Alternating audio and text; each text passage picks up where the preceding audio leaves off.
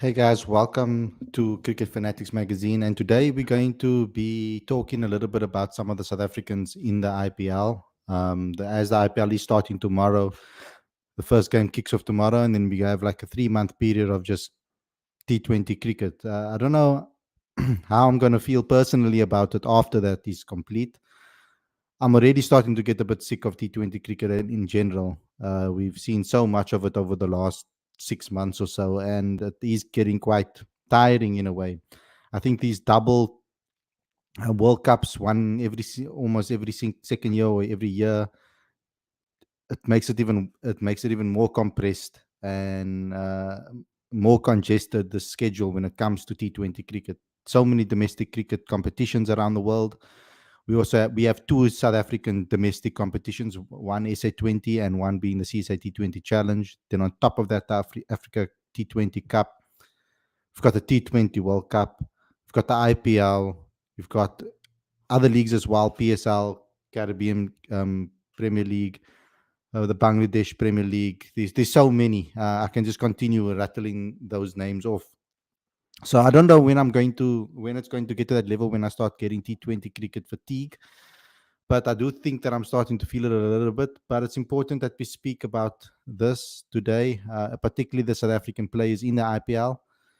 It's important that we talk about which ones we have our eye on and which ones we are hoping are going to get regular game time, seeing that it is a T20 World Cup year.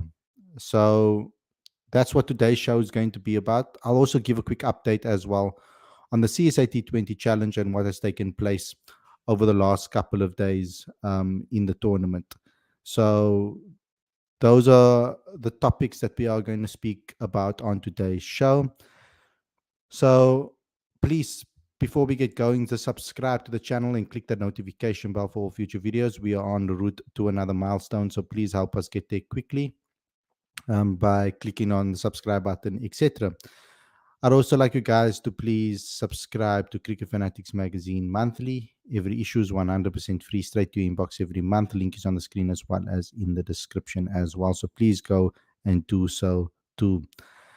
We've also have the Cricket Fanatics Magazine Business Corner, which we've created to help small businesses and medium enterprises market effectively and affordably to a cricket audience. So whether you're looking to do marketing within the space and market to a cricket audience where all your target audience is sitting and lying, or your potential customers and prospects, we are the only viable solution for you. So please go to the link on the screen as well as in the description and go follow those instructions and join our community that we are building there too.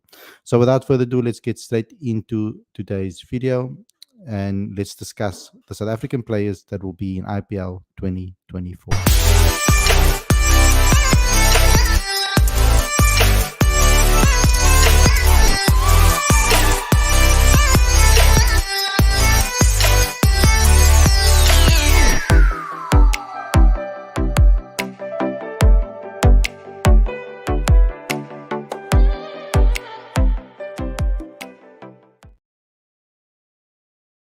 Good evening, everybody, and welcome to Cricket Fanatics Magazine. This is your daily show. I'm your host, Khalid Mohideen, and this is the show where we talk about all the major talking points in South African cricket. And we do know that the IPL will be kicking off tomorrow, and there is going to be quite a lot of fixtures that are going to be taking place every single day.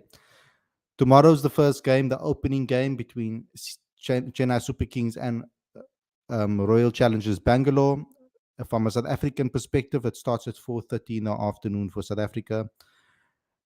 Then there'll be games and double headers as the week goes along, but at least I'll give you the first three fixtures. Well, I can give you the first weekend's fixtures. So we have obviously on tomorrow, as it starts, CSK versus RCB, which is on the Friday at 4:30. Then we have a double header on Saturday between Punjab Kings and Delhi Capitals, which is on Saturday at 12 o'clock South African Standard Time. Then the evening, 4 o'clock, we've got Kolkata Knight Riders versus Sunrisers Hyderabad. That will be this evening game on the Saturday. Then on Sunday, we've got Rajasthan Royals, and we've got the Super Giants on Sunday at 12. And then we've got the Gujarat Titans and MI Mumbai, India, and Mumbai. Sorry, I'm so used to saying Mumbai, Cape Town. The Mumbai Indians will be playing on Sunday, the 24th, at 4 o'clock. So those are the opening fixtures for at least the first weekend of IPL. But which players are we going to have to keep an eye on? That's the big question. Who are the players in the IPL that are South African that we are going to be keeping an eye on? That's going to be the major talking point when it comes to this tournament. For me personally, all I care about really are the South Africans that are going to be taking place in this. I know that the IPL, there are going to be games that are going to be quite exciting, and there are going to be games that are going to be quite entertaining. But I don't think anybody will be able to watch every single game and get that enjoyment out of it if you watch every single game. So I'm going to try my best to keep my eye on all the players that are all the South Africans that are going to be on display.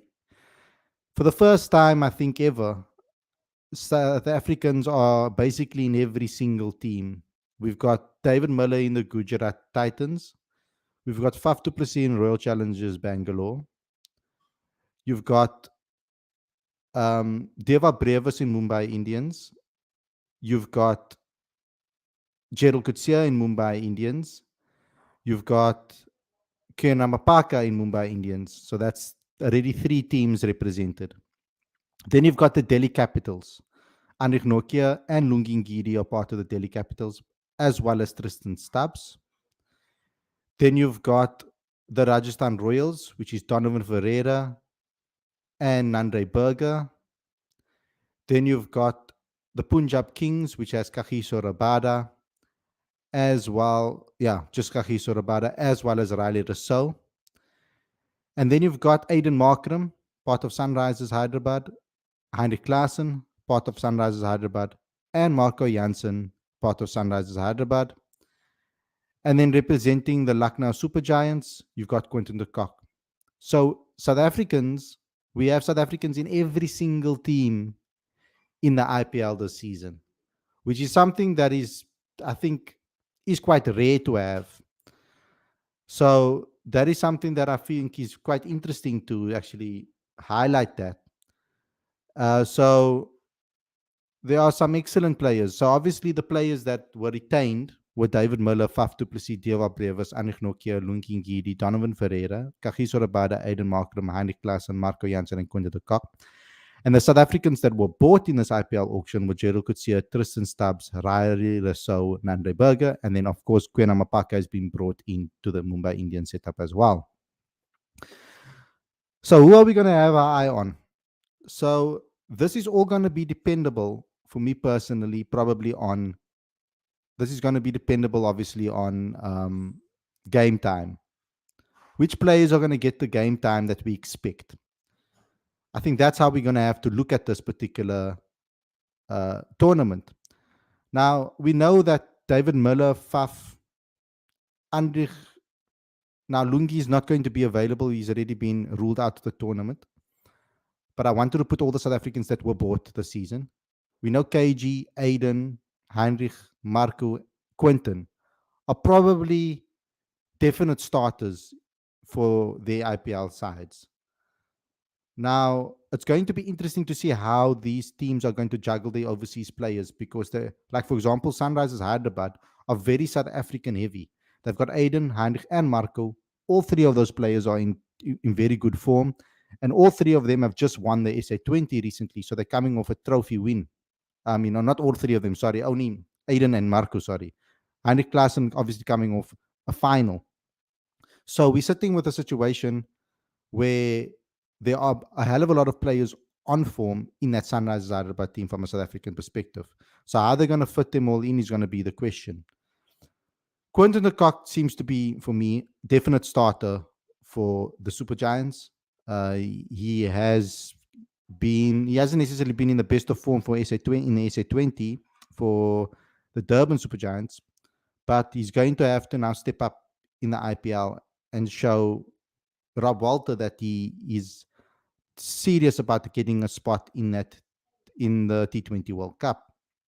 Now there are going to be these new signings. Riley Russell probably would start in the Punjab Kings team, but whether Nandre Berger, Tristan Stubbs, and Gerald Coetzee is going to get a go, or Donovan Ferreira and Deval Brevis, that's going to be the $1 million question.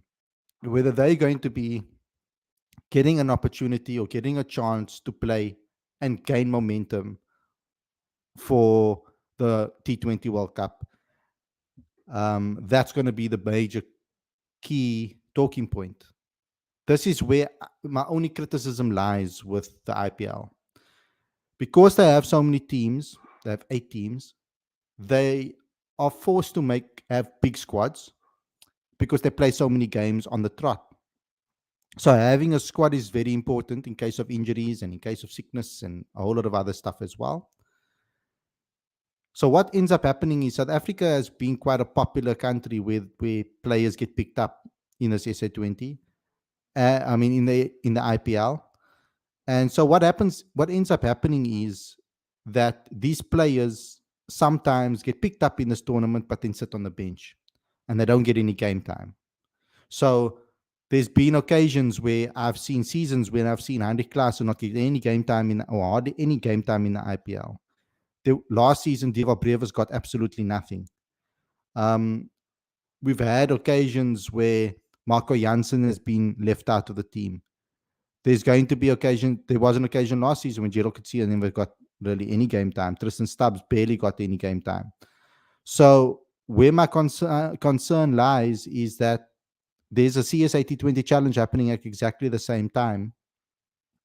And then what ends up happening is these players could have been playing there and been playing cricket. And I still am of the belief that you get the best experience and you learn the most in the middle playing cricket. That's what I strongly believe. And what ends up happening is if players are sitting on the bench, they don't get that momentum leading into a T20 World Cup when we only have one T20 series before the World Cup actually starts. So that's going to be my major concern, is how much game time are these players actually going to get? So I think that is something that we need to think about. There is something else that I would like to speak about as well, and that is I want to talk about comments from the Lions coaches on Kwena Maphaka, because I see Stuart has asked whether Kwena Maphaka will get a start. I highly doubt that he'll get regular game time in the IPL. I don't think I'm not sure that he will get regular game time in the IPL with the team that they do have. But let's see. Generally speaking, the IPL teams generally go for overseas batters rather than they go for a mix of overseas and you have to go with a mix of overseas and Indian players. But when you look at the MI team, majority of the local players are batters actually that will play. For example, the likes of the captain Rohit Sharma, Sky Yadav. You've got I think Ishan Kishan is there as well.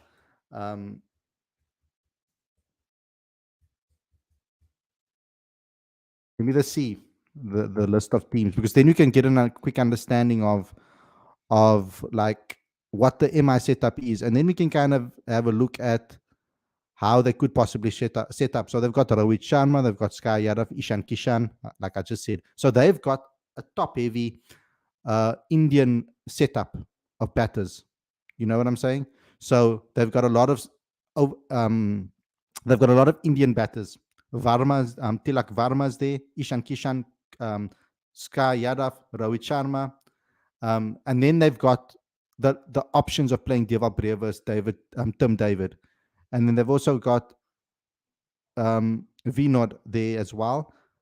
And they've got a hell of a lot of all-rounders. That's where their key lies. They've got Hardik Pandya, um, Arjun Tendulkar, Mohammad Nabi, um, Mario Shepard, Shams Mulani, Nihal Wadehra, Cheru Kutsia, Anshul Kamboj, Naman Dir, and uh, Shivalik Sharma.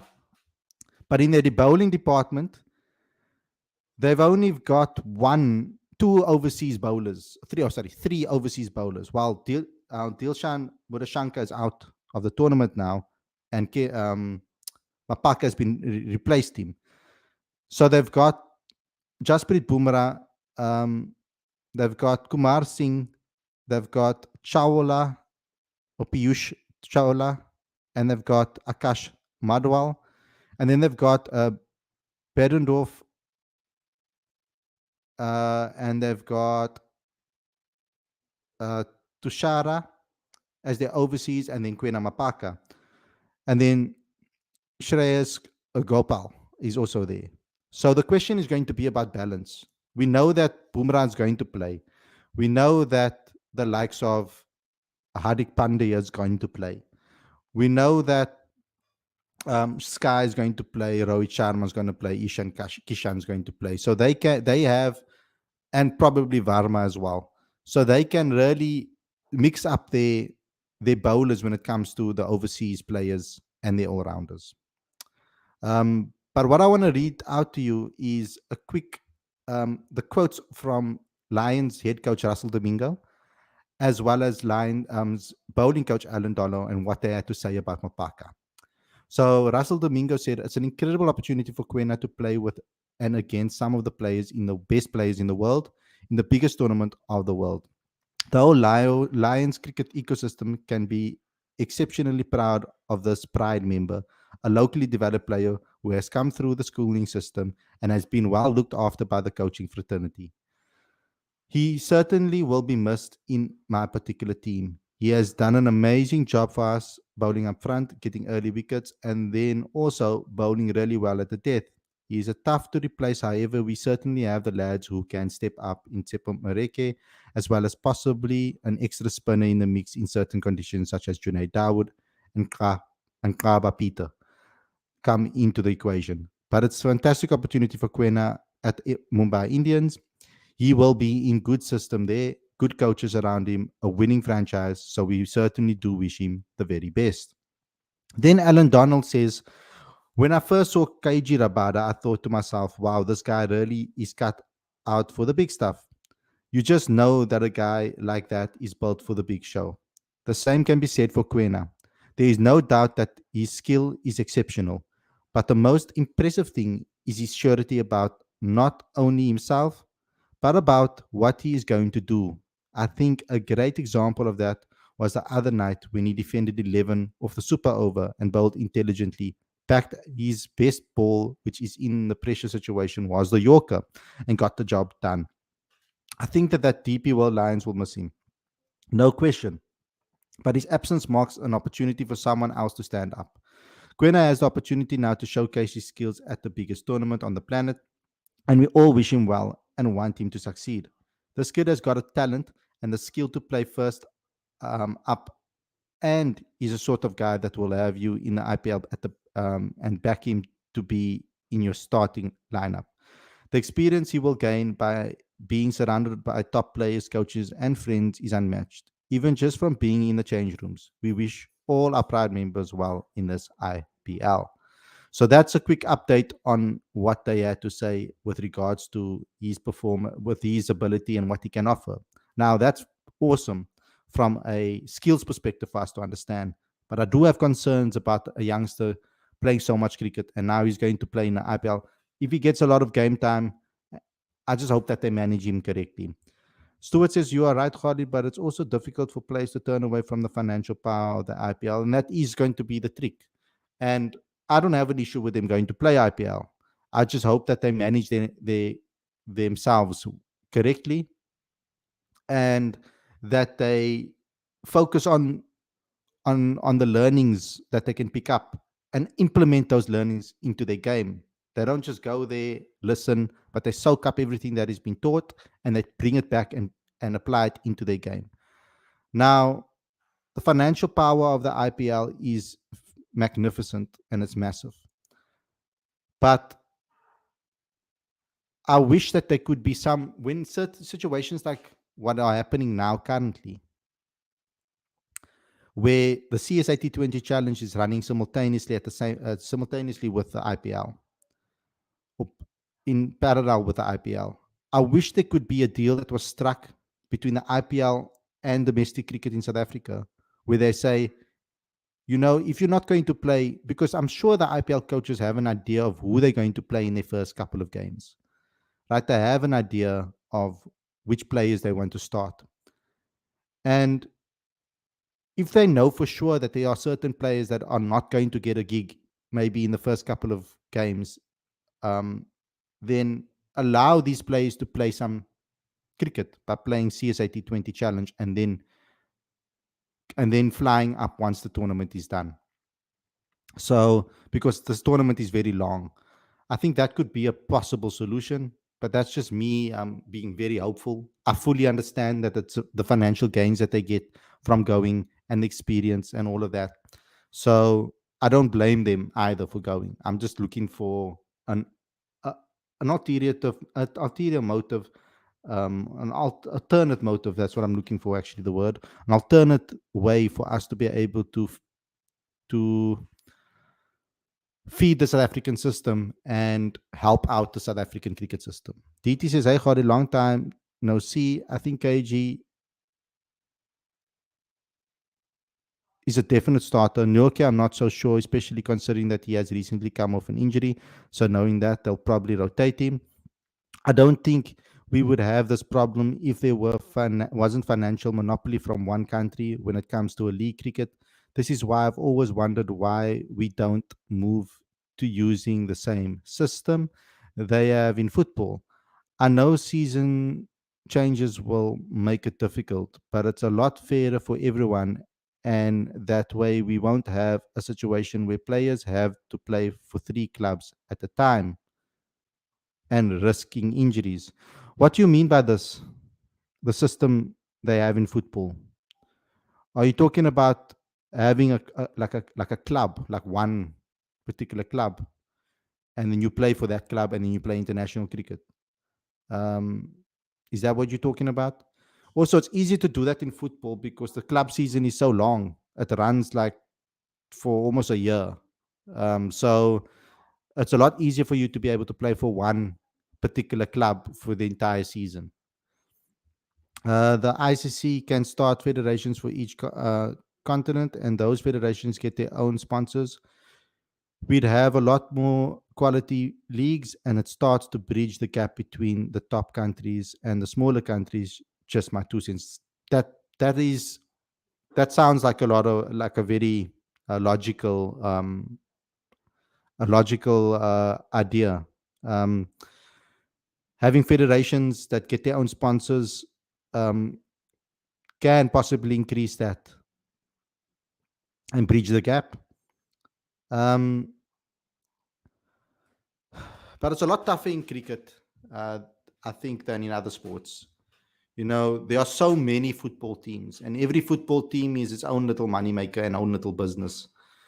We don't have that situation with regards to the unions. I don't think the unions in South African cricket are run properly like a business in every single area that we have. In some unions are run properly like a business, and some aren't. And the viewership of football alone is a massive factor, because your TV rights and the amount of money you get in with regards to TV rights and viewership, it's through the roof. And it makes it a lot easier because they have a main league like the Premier League, which is almost like a super league in a way, where all the best teams in the land play in that league. You can then filter out the money that is made from TV and sponsorship down the list and down the order. But even in England, when you look at the championship, and even the amount of money that's in the championship is ridiculous. Like the amount of money that a team will have that's playing in the championship like a Leicester City, for example. The amount of money they have is more than what some teams have in Italy in the first division, or La Liga in the first division, or France in the first division, or Germany. Some of those teams in the second division in England. So England is an anomaly, and it's a standout. It's not something that is well that we can replicate. It's just a beast on its own. Stuart says, I hope Nokia stays fit. It's sad that most of the domestic games aren't broadcast on TV. I loved it during COVID when the top players played 4-day cricket. Sorry, I meant to say loved. Yeah, I know what you meant. TT says, we have one club and have longer seasons, which means a lot more players play, and we have larger pool for wages, and academies will also get more investment. I was just clarifying what you asked me. Yes, thank you, DT. But the problem with having a longer season is the weather as well. So, because cricket in South Africa, particularly as well, um, we have weather that changes all the time. You can only really play cricket in the summer period, whereas in football you can run it almost from summer, from the end of summer into winter into spring. You can run it through autumn. I mean, from you can run it through autumn as well. So you can basically play football all year round. There's literally only 3 months in the year that there's no cricket and there's no football. The Premier League runs for like 8 months, 9 months. So you can't run cricket for that amount of time. You understand? So it's hard to have that going. Now, with the improvement of the SA 20 and the amount of money that's coming in with that, we are hoping that money will be spread amongst the unions. Because if we can strengthen the unions can pump back into the school system, into the under-19 system, as well as back into the club system. And that will also help as well. And then obviously we got Cricket Fanatics magazine that we're trying to provide a platform for smaller business, so we can do it in reverse, so we can help businesses help the lower down places like the clubs and the schools and etc., and sponsor those events so that we can pump back into province and then pump back into the provinces and the under 19 levels and etc., and work from the bottom way up. So that's another strategy to work with regards to that. But at the moment, I don't see this changing anytime soon with the amount of money the IPL has. And the reason the IPL can dominate is because of the amount of views that they get. The streaming as well as TV, the amount of people that are watching the IPL because of the massive Indian following, it is crazy numbers. And the broadcasting rights and sponsorship that is going to come into the IPL because of the amount of viewership they get, no one can compete with that. That is unfortunately the problem. So they will always be the strongest. And that will be the biggest issue that we will probably have. And also, with regards to South African cricket, another major problem is there's only one broadcaster that broadcasts it. We only got Supersport that feeds the minority. They don't feed the majority in this country. So Supersport is the SABC doesn't get to show it to the majority of this country and to the masses. Football gets broadcasted to the masses. So that's a major issue that we have as well in South Africa that needs to be also fixed. If you want to spread cricket as widely as we hope that we can, broadcasting rights are so important. And I recently watched the documentary series called Fever Pitch on the Premier League. For you guys that have Showmax, you can watch it on there. It's a 4-part documentary series on the Premier League and how it started. When the Premier League, not the English League, not before that. So from 1992, 93 season, it starts there when the Premier League got introduced. And even in that, you will see what a big role the broadcasting played in that new league.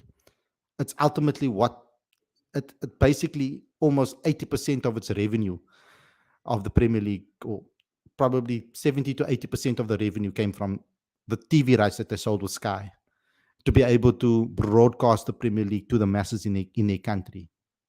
And that's how they were able to get loads of subscribers and loads of sponsors on board to be able to feed that league. So yeah, that's going to be the issue when it comes to and also football's a culture in England, so obviously it's going to help them ridiculously with regards to that. Um, for cricket, we're going to have to find other ways.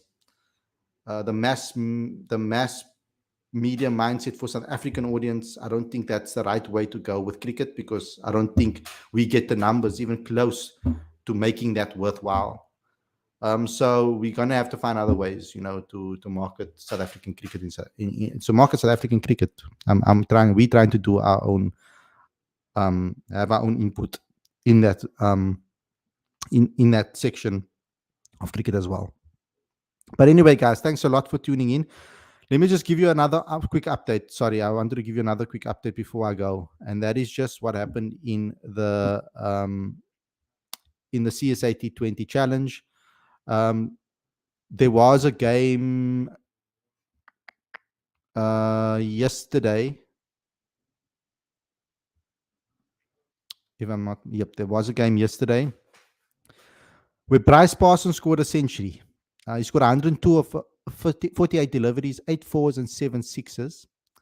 And with the likes of John Smuts, who scored 61 of 33, 8 fours and 2 sixes, they scored a partnership of 146 runs against the Titans, and they put up a competitive total of 184. This was after they were 29 for 1 after 3.2 overs, and then they were 152 for 5. Okay, sorry, I'm lying.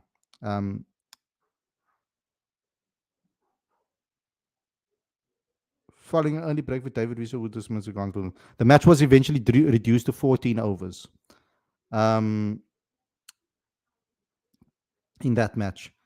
Then facing that target, the Titans got amazing resistance from the Dolphins bowling unit, which continued to chip away at the opposition's batting lineup, and they actually got them down 152 for 5 in their lot of 14 overs. Joshua Van Heerden was really good with 56 of 35, and Visha scored about 30 of 13. But the standout performances for the bowlers, with Okule clearly emerging as the most impactful, claiming 2 crucial wickets in his spell of 3 overs, and skipper Prennan Subrayan showcased his mentality as well. He was quite tight, conceding just 15 runs, picking up a wicket in his 2 overs. And the Dolphins obviously getting that victory.